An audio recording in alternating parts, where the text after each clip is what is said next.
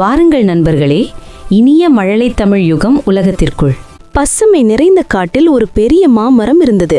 அதன் கிளைகளில் ஒரு துள்ளில் அணில், பெயர் சின்னு. என்ன குளிர்காற்று! அப்போதே சின்னுவின் கண்கள் பெரிதாக விரிந்தது. ஆஹா, பெரிய மாம்பழம்! வாவ், எவ்வளவு பெரிய மாம்பழம் இது! சின்னு தன் சிறிய கைகளால் மாம்பழத்தை தூக்க முயன்றது. அவ்வளவு பெரிய பழம்! ஓ, சுமக்கணும்! இது என் பொக்கிஷம்! சின்னு மாம்பழத்தை தூக்கிக் கொண்டு யாரும் பார்க்காத ஒரு இடத்துக்கு சென்றது. ஹோ, எனக்கு கிடைச்சிருச்சு! சின்னு மாம்பழத்தை ஒரு மூலையில் வைத்து மகிழ்ச்சியாக சிரித்தது. அவன் முகத்தில் பெருமை தெரிந்தது. இதுதான் என் பொக்கிஷம்! சின்னு மாம்பழத்துடன் மரத்தின் கீழ் அமர்ந்திருக்கிறது. அப்போது வானத்திலிருந்து பஞ்சவர்ண கிளி பறந்து வருகிறது. வாவ், சின்னு, எவ்வளவு பெரிய மாம்பழம்! இதிலிருந்து ஒரு சிறிய துண்டாவது எனக்கு கிடைக்குமா? பசி தாங்க முடியவில்லை. இல்லை, இது என்னோடது. இது எனக்கு மட்டுமே சொந்தம். நீ போய் வேற பழம் தேடு. மரத்தின் பொந்திலிருந்து அப்பு குரங்கு வந்தது. அடேங்கப்பா, அவ்வளவு பெரிய மாம்பழத்தை நீ மட்டும் சாப்பிட முடியுமா சின்னு?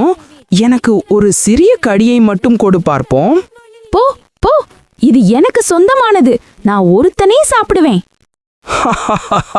சரி சரி, கோபப்படாத.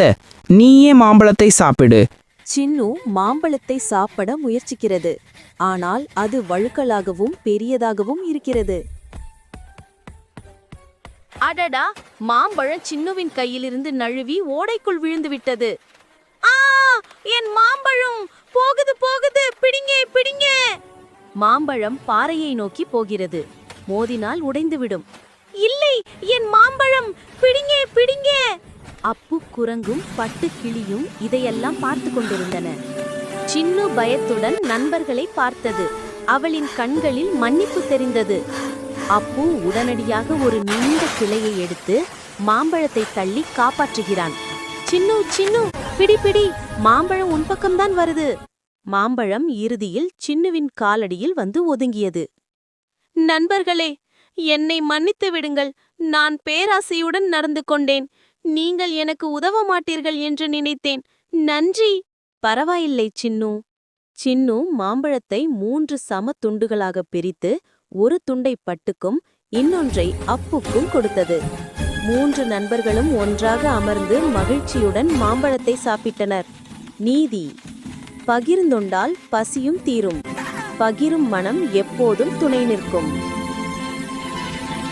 நண்பர்களே, லைக் ஷேர் பண்ணுங்க, சப்ஸ்கிரைப் பண்ண மறந்துடாதீங்க.